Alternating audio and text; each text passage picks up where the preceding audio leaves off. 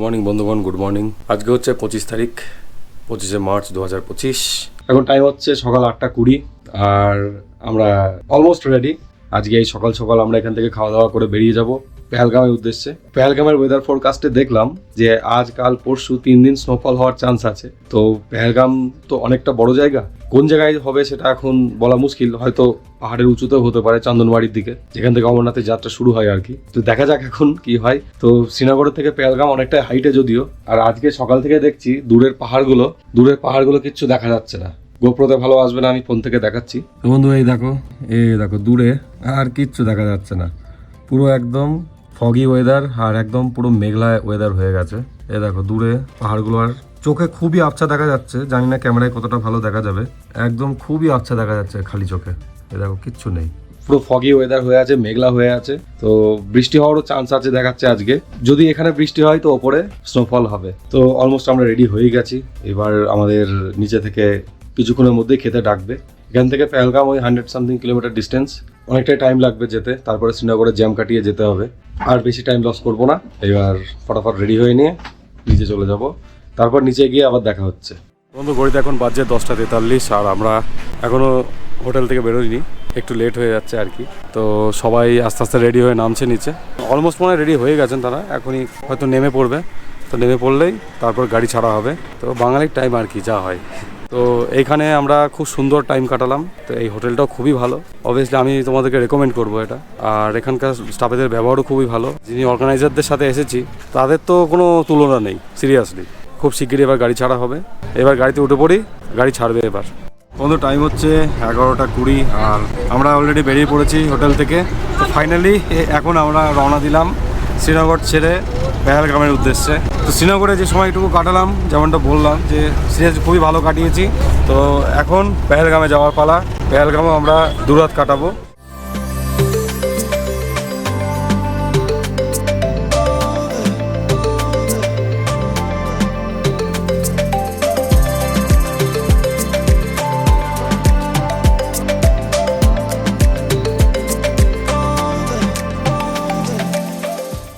বন্ধু আমরা মাঝপথে এখানে একটু দাঁড়ালাম। মাঝপথে ঠিক নয়, মানে শ্রীনগর থেকে বেরিয়ে কিছুটা এসেই এই পেছনে যে ড্রাই ফ্রুটের এই দোকানটা আছে, তো এখান থেকে আমরা কিছু ড্রাই ফ্রুট কিনলাম। এখান থেকে আমাদের কাওয়া অফার করলো। অনেকে ড্রাই ফ্রুট, কেশর এগুলো সব কেনাকাটা করছে, আমরাও নিলাম। আমরা 2 গ্রাম মতো কেশর নিলাম, 250 টাকা গ্রাম নিল। জানি না কত দূর কি ঠিক হলো দামটা, যাই হোক। আর আখরোট নিলাম 1 কিলো মতো। তো আখরোট অনেকদিন ধরে নেবো ভাবছিলাম। আমাদের ওইদিকে ভালো মাল তো পাওয়া যায় না, এখানে দেখলাম ফ্রেশ আছে, ভালো আছে, তাই এখান থেকে নিলাম আখরোট 1 কিলো নিয়ে নিলাম। অনেক দিন চলবে। শিকারা যেদিনকে চললাম সেদিনও ওখানে কাওয়া নিয়েছিলাম, সেটার থেকে এটা অনেকটা বেটার লাগছে। ঘড়িতে এখন টাইম হচ্ছে 3টে আর আমরা পেহেলগামের রাস্তায় চলে এসেছি। পেছনে গাছগুলো দেখতে পাচ্ছ, এটা হচ্ছে আপেল গার্ডেন। এই যে 2 সাইডে আছে, এখনও আপেল ধরেনি, ছোট ছোট সবে পাতা এসছে। তো এখানে দাঁড়ালো একটু ঘোরানোর জন্য, কারণ টিউলিপ গার্ডেন ঘোরানোর একবার অ্যাটেম্প্ট করেছিল, তো আজকেও খোলেনি টিউলিপ গার্ডেন। তাই এখানে একটু দাঁড়ালো অ্যাপেল গার্ডেনটা ঘোরানোর জন্য। গাছে এখনো পাতা ধরেনি, আপেলও ধরেনি, তো কয়েকটা প্লাস্টিকের আপেল ঝুলিয়ে রেখেছে। এখানে একটু দাঁড়িয়ে ছবি তোলা হচ্ছে। তো এর আগে যখন এসেছিলাম তখন রিয়েল আপেলগুলো ঝুলতে দেখেছি গাছে, এখন সেইগুলো সব ফাঁকা দেখছি। ডাইরেক্ট 2-4টা ছবি ক্লিক করে চলে যাবো।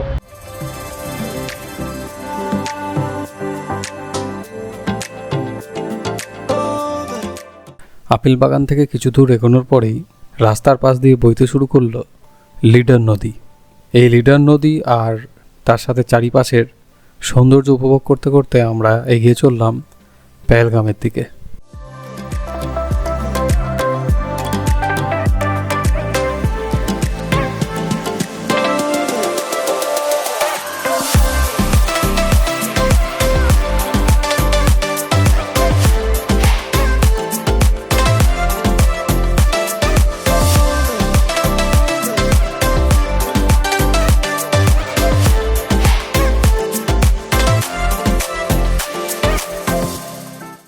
তো এইভাবে এনজয় করতে করতে বৃষ্টি ভেজা ওয়েদারে আমরা এসে পৌঁছালাম পেহেলগামে। পেহেলগামে পুরো মার্কেট ক্রস করে ব্রিজ পার হয়ে নদীর ওই পারে গিয়ে আমরা পৌঁছালাম আমাদের কটেজে। বন্ধু সময় হচ্ছে এখন 4:30, আমরা পৌঁছে গেছি পেহেলগামে আর আমাদের স্টেতে। এই যে পেছনে এটা হলো আমাদের স্টে, আর এই যে সামনে এখানে পাশে গাড়িগুলো পার্ক করা হয়েছে। ভেতরে যে কটা গাড়ি ধরেছে পার্ক করে দেওয়া হয়েছে। আর এই যে এখানে আমরা এখন ঢুকছি। হাতে অনেক জিনিসপত্র আছে। এখানে খুব ঠান্ডা, সারাদিনে আজকে মেঘলা ওয়েদার আছে, ছিটেফোঁটা বৃষ্টি পড়ছে। নিচে বৃষ্টি মানে ওপরে হয়তো স্নোফলের চান্স আছে। তো বন্ধু রুমে চলে এসেছি আমরা, আর রুমটা তোমাদের দেখাই কেমন।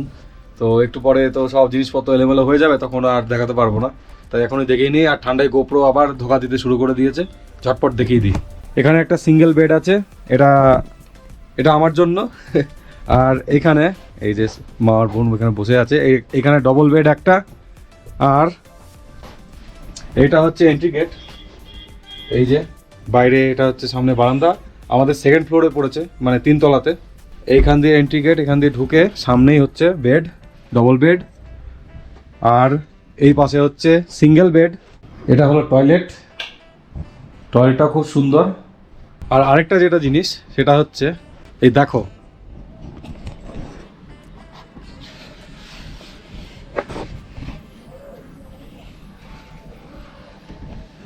এই এত সুন্দর একটা ভিউ আছে এর সাথে।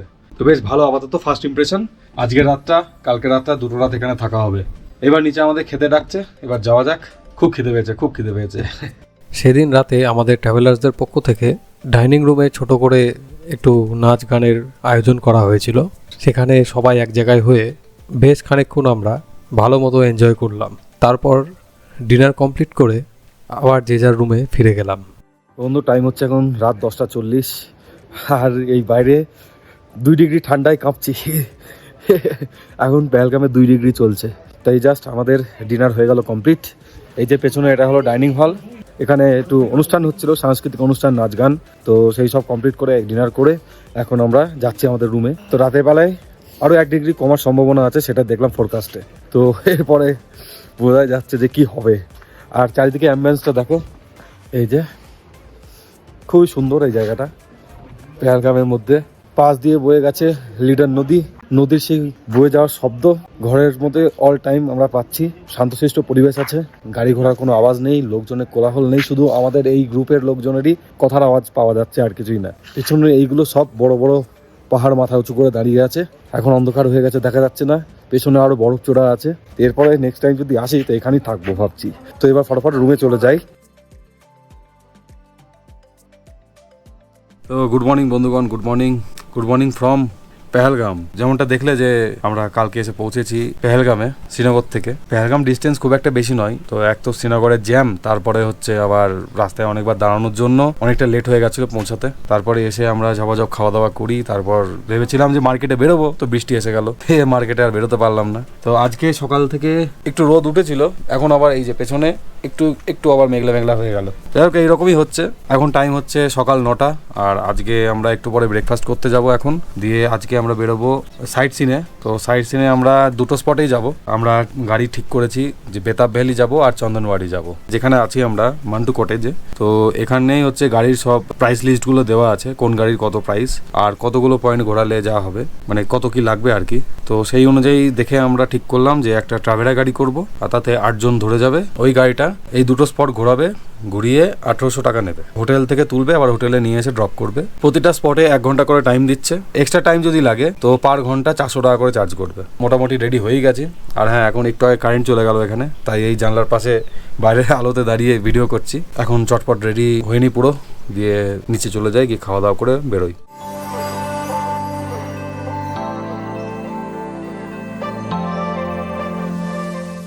বন্ধু এখন 9:45 বাজে, আর আমি একটু বেরোলাম রাস্তায় হাঁটতে। এই যে পেছনে আমাদের স্টে থেকে বেরিয়ে রাইট সাইডে একটু এই যে স্ট্রিমটা বয়ে যাচ্ছে, স্ট্রিম বরাবর একটু যাচ্ছি। একটু নিচে গিয়ে যদি কাছে যাওয়া যায়। তো এখানে তো কাঁটা তার দেওয়া আছে, যাওয়া যাচ্ছে না। ওই সামনে দেখলাম ফাঁকা আছে, দেখবো যদি একটু নিচে যাওয়া যায়। তো পেহেলগাম জায়গাটা না আমার প্রথমবার এসে খুব ভালো লেগেছিল। পুরো কাশ্মীরের মধ্যে পেহেলগাম জায়গাটা আমার এখনও বেস্ট লাগে, বেস্ট। খুবই সুন্দর লাগে, খুবই সুন্দর জায়গা। বন্ধু এই যে দেখো স্ট্রিমের পাশে চলে এসেছি। পেছনে এই ওপরে এটা হলো রাস্তা, একটু নেমে এসছি এখানে। নদীর আওয়াজটা পাচ্ছ তো? এই আওয়াজটা আমরা আমাদের রুম থেকে সারা রাত পেয়েছি। এত একটা পিসফুল একটা সাউন্ড, এটা এত সুন্দর, পুরো মাইন্ডটাকে পুরো একদম শান্ত করে দেয় একদম। পেহেলগাম জায়গাটা এই কারণে আমার এতটা ভালো লাগে। আমি একাই বেরিয়েছি, মা বোন এরা সব রেডি হচ্ছে। মেন স্ট্রিমটা আবার ওইদিকেও আছে, আরেকটা স্ট্রিমও আছে, ফুল ফোর্সে একদম জল যাচ্ছে। ওইখানে দেখছি একটা পায়ে হাঁটা ছোটো পাটাতন মতো করা আছে, ওইখান দিয়ে দেখি ওই মিডিলটায় যাওয়া যায় কিনা। মেন স্ট্রিমটার কাছে। ওরে ভাই, এ তো একদম পুরো সরু, এখান দিয়ে যাবো কি করে? এই দেখো, এর পুরো আমার একটা পায়ে পুরো চলে আসছে এখানে, এতটা সরু। চলে এসছি। ওরে ভাই, পুরো ঝর্ণার মতো পড়ছে তো এটা একদম। আরে এ তো পুরো ওয়াটারফল এখানে। দেখো দেখো দেখো, আমি দেখাচ্ছি।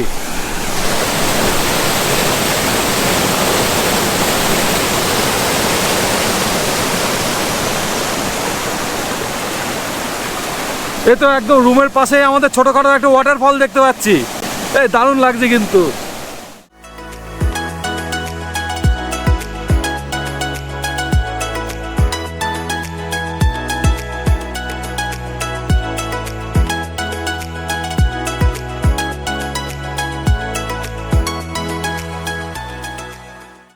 এখন টাইম হচ্ছে 10:26, আর এই কিছুক্ষণের মধ্যে পুরো চারিদিকের ওয়েদারটা একদম পুরো চেঞ্জ হয়ে গেল।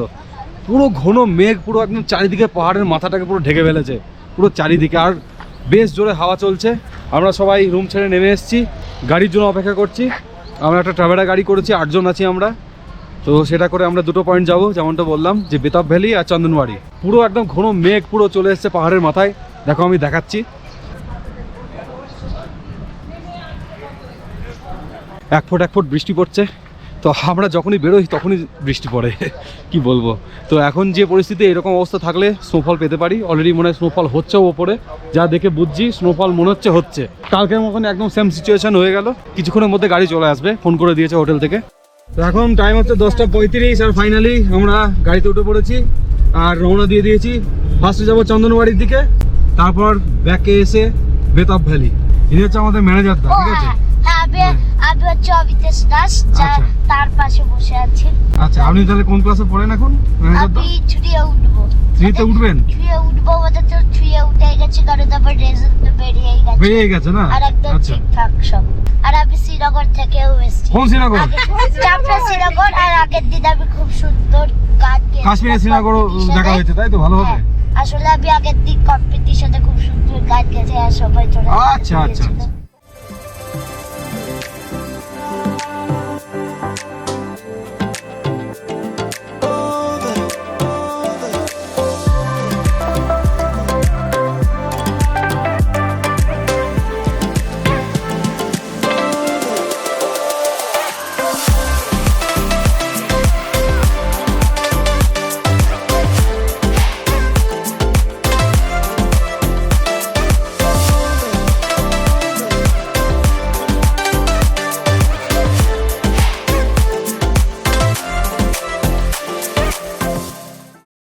বন্ধু ঘড়িতে এখন বাজছে 11:11, আর আমরা এই মাত্র এসে পৌঁছলাম চন্দনবাড়িতে। চন্দনবাড়িতে বেশ অনেকটাই বরফ আছে। 2 বছর আগে ঠিক এইখান থেকেই শুরু করেছিলাম আমাদের জীবনের প্রথম ট্রেক, অমরনাথ যাত্রা। এই যে পেছনে এই রেলিংগুলো, এইখানে আমাদের লাস্ট চেকিং হয়েছিল। তারপরে এখান থেকে শুরু হয়েছিল আমাদের অমরনাথ যাত্রা। সেই 2 বছর আগেকার সেই কথাগুলো এখন আমার মনে পড়ছে, যে এখানে কীভাবে এসেছিলাম আমরা। ওই ডান দিকে নিচে আমাদের গাড়ি ড্রপ করেছিল, সেখান থেকে আমরা লাঠি কিনে এখান থেকে চেকিং করিয়ে আমরা যাত্রা শুরু করেছিলাম। বৃষ্টির মধ্যেও আমরা সবাই এসছি, বৃষ্টিতে ভিজে ভিজেও আমরা এখানে ফটোশ্যুট করছি, কিন্তু বরফে পা পুরো ধসে যাচ্ছে। এই দেখো, পুরো বরফে দাঁড়িয়ে আছি। আর ব্যাগটাকে আমি একদম এই যে জ্যাকেটের মধ্যে নিয়ে নিয়েছি। ব্যাগের মধ্যে গোপ্রো আছে, তো গোপ্রোর সাইড প্যানেলটা যেহেতু খোলা আছে, সেহেতু জল ঢুকলে সমস্যা হবে, তাই পুরো ভেতরে নিয়ে নিয়েছি আমি। আপাতত ফোনটা বাইরে নিয়েই আমি ভিডিও করছি। এই যে এই সেই জায়গা, ও হো, সেই পুরনো স্মৃতি।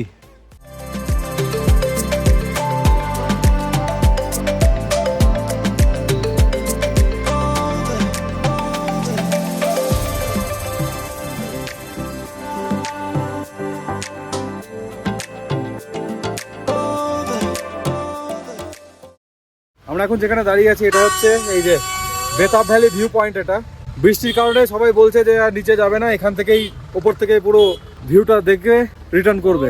তো এখন কিছু করার নেই, বৃষ্টি পড়ছে, ঠান্ডাটাও প্রচণ্ড লাগছে। আমরা এখানে দাঁড়িয়ে আছি, এখান থেকে কিছু ফটো ক্লিক করে চলে যাব। আর হ্যাঁ, বেতাব ভ্যালিতে এখন নিচে 100 টাকা করে পার পার্সন টিকিট লাগছে। আমি দেখাচ্ছি এবার তোমাদেরকে ক্যামেরা ঘুরিয়ে। দেখো বেতাব ভ্যালির বিউটি ওপর থেকে।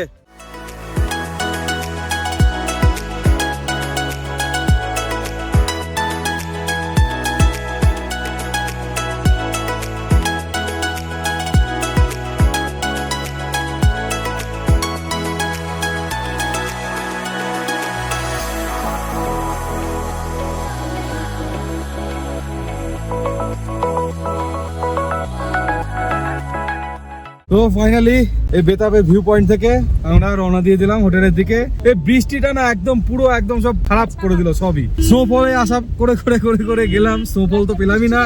হ্যাঁ, লাস্টে বৃষ্টিতে পুরো একদম কাক ভেজা হয়ে আসলাম। আগে যেমন এসেছিলাম যে গ্রিনারিটা ছিল, এখন এই টাইমে পাওয়া যাবে না সেই গ্রিনারিটা।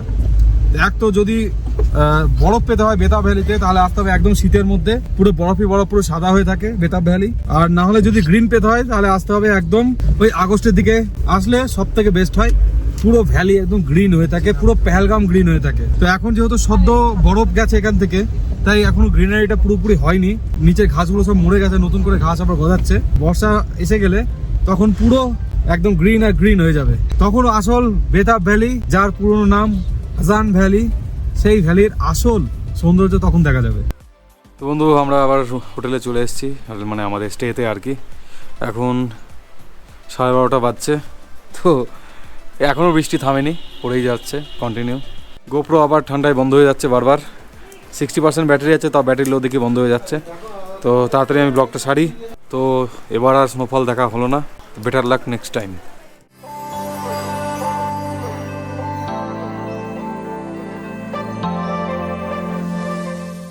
বন্ধু, আবার এই যে বাইরে চলে এসেছি, এই যে আবার সেই নদীর পাশে। এবার ছাতা নিয়ে এসেছি। তো এখন জাস্ট আবার একটু রোদের মুখ দেখতে পেলাম। এই পাহাড়ের ওয়েদার কখন যে কি হয় বোঝা মুশকিল। গোপ্রো বারবার বন্ধ হয়ে যাচ্ছে ঠান্ডাতে, এখন আবার রোদের মুখ একটু দেখতে পেয়েছি। এই যে এখনও ছিটেফোঁটা বৃষ্টি পড়ছে, আবার এইদিকে রোদও উঠছে। ঠান্ডা কিন্তু ভালোই আছে, মাইনাস চলে গেছিলো চন্দনবাড়িতে, আর এখানে এখন 5।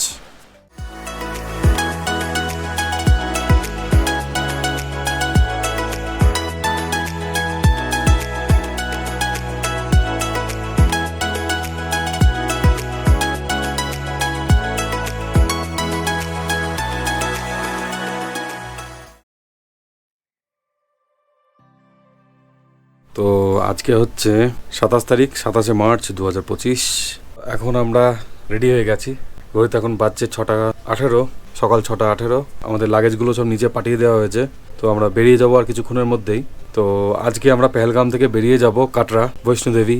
আজকে কখন পৌঁছাই দেখি, যখনই পৌঁছায় না কেন আজকে খাওয়া দাওয়া করে আজকে রাতেই আমরা বৈষ্ণোদেবীর উদ্দেশ্যে যাত্রা শুরু করব, হাঁটা শুরু করব। তো সারা রাত হাঁটবো, দিয়ে ভোরবেলায় কিংবা সকালবেলায় দর্শন করে আবার নেমে চলে আসবো পরের দিন। তারপরের দিন ভোরবেলা আমাদের কাটরা থেকে দিল্লির উদ্দেশ্যে ট্রেন আছে। আজকে আপাতত বেরোই এখান থেকে কাটরার উদ্দেশ্যে। তো কাটরা এখান থেকে অনেকটাই ডিস্টেন্স। এখন নিচে গাড়িতে আমাদের লাগেজগুলো বাঁধাবাঁধি চলছে। তো সেইগুলো হয়ে গেলেই এক এক করে আমরা সবাই উঠে পড়বো গাড়িতে।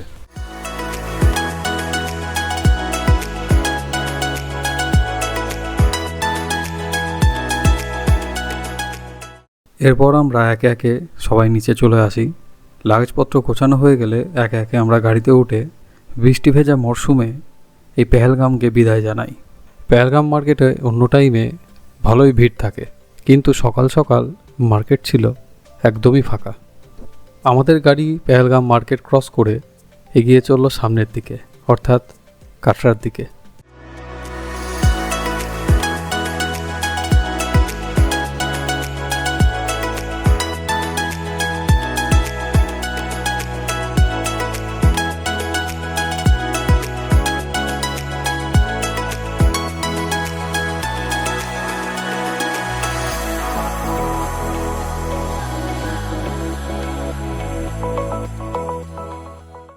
বন্ধু, টাইম হচ্ছে এখন 11:40, আর আমরা বানিহাল ক্রস করে চলে এসেছি অনেকটাই। তো রাস্তার পাশে একটা এই ধাবাতে এখানে আমাদের গাড়িগুলোকে দাঁড় করানো হলো। ব্রেকফাস্ট লাঞ্চ কাইন্ড অফ একসাথেই হয়ে গেল।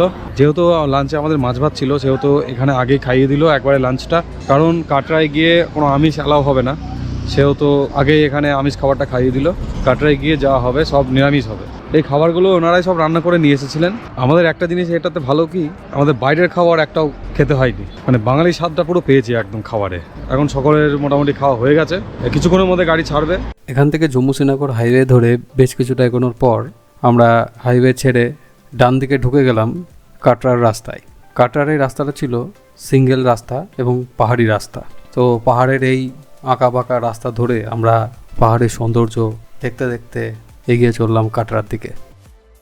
বন্ধু ঘড়িতে এখন বাজছে 3:15 আর আমরা রুমে চলে এসেছি কাটরায়। আমরা যে হোটেলে আছি এটার নাম হলো হোটেল গ্রিন ভ্যালি। তাড়াতাড়ি পৌঁছে গেছি, ভেবেছিলাম হয়তো সন্ধ্যেই হয়ে যাবে, কিন্তু তা হয়নি, তাড়াতাড়ি পৌঁছে গেছি। এখন ফ্রেশ ট্রেশ হয়ে আমাদের রুমে টিফিন দেবে বললো, টিফিনটা খেয়ে আমরা চলে যাবো আজকে পার্চি কাটতে। কারণ যাত্রার সময় যদি পার্চি কাটতে যায় তখন হয়তো ভিড় হতে পারে, লাইন পড়তে পারে। তো এখন চলে যাবো পার্চি কাটতে, খাওয়া দাওয়া করে বিকালে চলে যাবো, দিয়ে এসে ঘুমিয়ে নেবো। আমাদের বলে দিল রাত 8টায় আমাদের রাতে ডিনার দিয়ে দেবে। তো ডিনার আমরা কমপ্লিট করেই বেরিয়ে পড়বো যাত্রায়। আজ একটা খুবই হেক্টিক ডে হবে, আর রাতটা আরো বেশি হেক্টিক হবে, সারা রাত পুরো জাগা হবে। সেহেতু ওই বিকালে একটু ঘুমিয়ে নেওয়াটা খুবই জরুরি হবে। আর এই রুমটা দেখতেই পাচ্ছ, বেশ বড় রুম আছে।